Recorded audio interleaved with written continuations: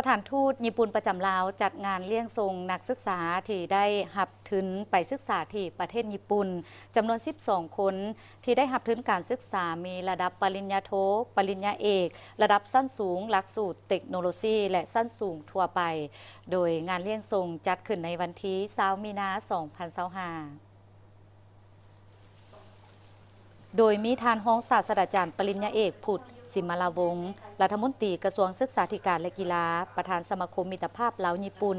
มีพนักงานจากองค์การที่เกี่ยวข้องและอดีตนักศึกษาลาวที่เคยไปศึกษาอยู่ประเทศญี่ปุ่นเข้าร่วม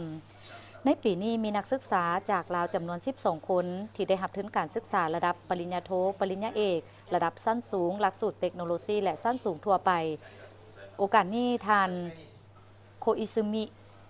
สุโตมุเอกอัครราชทูตญี่ปุ่นประจำสาธารณรัฐประชาธิปไตยประชาชนลาวได้แนะนำนักศึกษาที่จะเดินทางไปศึกษาอยู่ประเทศญี่ปุ่นให้มีการแลกเปลี่ยนบทเรียนวัฒนธรรมกับคนญี่ปุ่นให้หลายเพื่อนำมาเป็นบทเรียนและนำเสนอมนต์เสน่ห์ของประเทศลาวให้คนญี่ปุ่นได้รับรู้